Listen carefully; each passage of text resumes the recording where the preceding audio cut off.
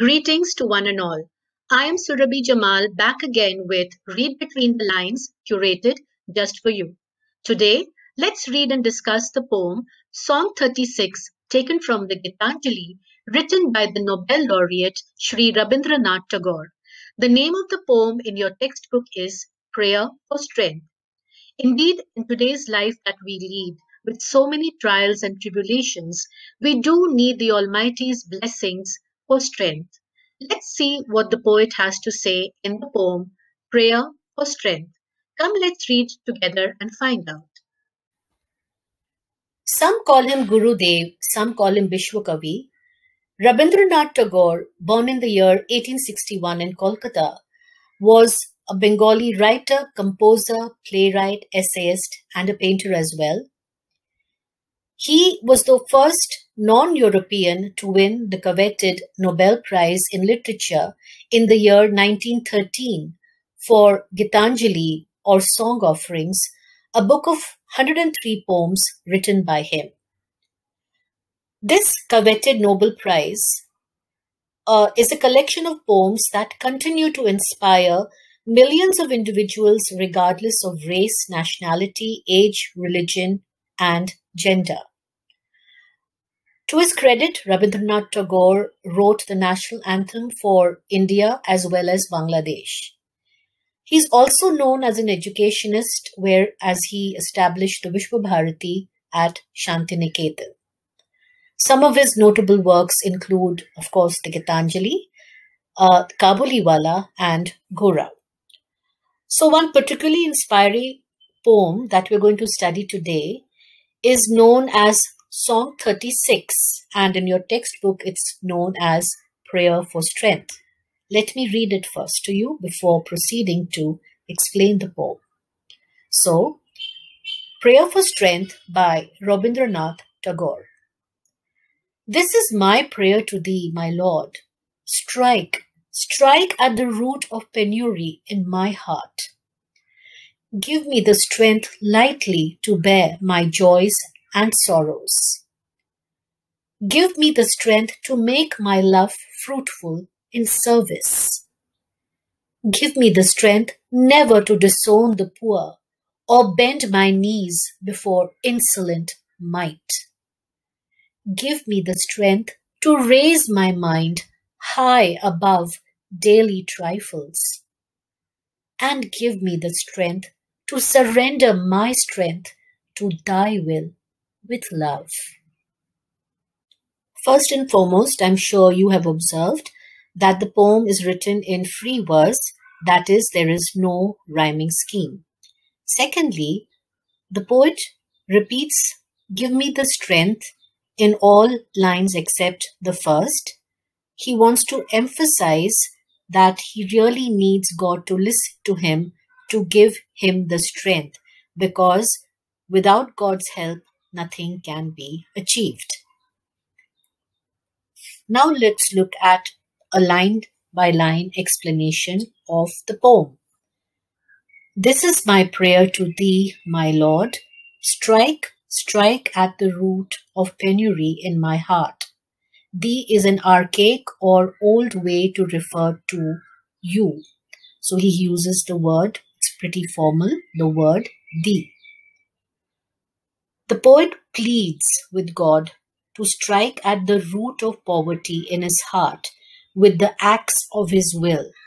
He repeats the word strike because he knows that he cannot do it on his own. He really needs God to help him because he is weak in being. He knows about his weakness, that he alone cannot do it. One may be wealthy and affluent, that is rich in the eyes of the world, but if one is not spiritually strong, one may still be considered poor. All our materialistic possessions and earthly achievements will one day perish, and what saves us from suffering and pain is spiritual strength, which is reflected in goodness of the heart. That is why Tagore stresses the importance of spirituality and a strong set of morals that can help us, steer us, guide us in the right direction when faced with situations that test our integrity. That is what he means in this very first line. In the second line, he says, "Give me the strength lightly to bear my joys and sorrows." The poet now implores God to grant him the strength of mind and heart not to be overly and unduly affected by both joys and sorrows. Let us not cringe or shudder under the burden of sorrow or soar at the sight of joy. Let God bless us with the ability to accept and respond to both pain and pleasure with the same sense of detachment. Our heart will then be light and will have room enough for the Lord to reside inside. Moving ahead, he says, "Give me the strength to make my love fruitful in service." So now the poet requests God to give him the strength to translate his love for God into service of humanity. Helping fellow human beings is equal to or even more worthy than simply praying to God and is deserving of God's grace. As the saying goes, service to man is service to God. And this is the spirit of true prayer, and indeed it is said that the hands that serve are greater than the lips that pray. This is why it is important to remember that we are all in this together and that we should help each other along the way by giving our service to others when they need it. Having the strength to never disown the poor means that you show everyone respect regardless of who they are. Treat others as you would like to be treated is the key message over here.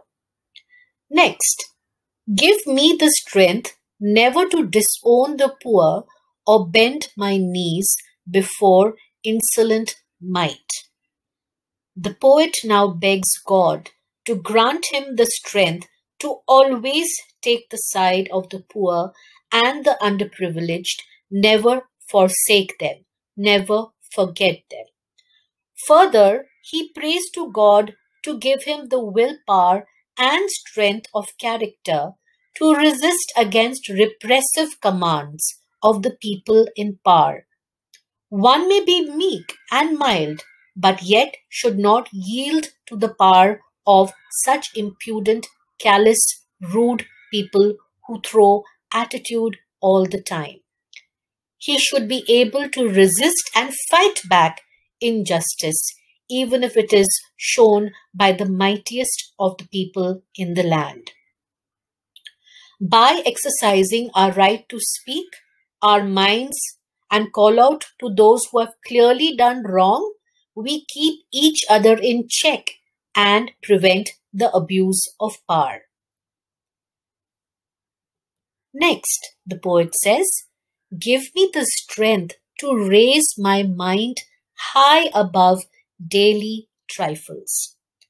The poet entreats, begs God to bestow upon him the strength to withstand the many troubles and worries of everyday life. I'm sure you agree, life is indeed full of troubles, petty problems, small problems, insignificant issues, which can tease us and rob us of our mental peace. It is faith in God alone that can help us overcome these hurdles. Let him be steadfast in his faith and be a staunch devotee who accepts what is offered as a gift from God. This idea of submission of one's will to God is expanded and emphasized in the next line. Let me read it for you. "And give me the strength to surrender my strength to thy will, your will, with love." The poet finally, in the final lines, beseeches, pleads God to give him the strength to surrender himself totally before God so that At every step of life, God guides him and leads him to reach his destiny or destination safely. At times when we are struck with pain or suffering or some unforeseen misfortune hits us, we cannot but question God's will because in our limited capacity, we fail to understand the hidden meaning behind the events that occur or do not occur in our lives. God's ways are indeed mysterious, but they are marvelous too. Surrender of oneself when done out of love and not out of fear or hatred can be a wonderful experience. Annihilation of the self, giving up of the self, is the ultimate pathway to salvation. Hence, the poet wishes to submit himself willingly to God, and his motto in leading his everyday life should be, O God, let thy will be done. So, in conclusion, Prayer for Strength, or Song 36, is without doubt a classic from Tagore's collection of his best works. It would do us well to remember this simply worded yet powerful poem as it rings true for all of humanity. It is surely something that will last through generations to come, as it also transcends the boundaries of time. Indeed, in the rat race of life, with its struggles, its worries, its problems, especially during the pandemic times when nothing seems to make sense anymore, a prayer perhaps will give us strength and make us see the light at the end of the tunnel. I do hope you have followed my explanation of this poem. Thank you so much for listening in. Till we meet again, this is Surabhi Jamal saying bye to you. Thank you so much.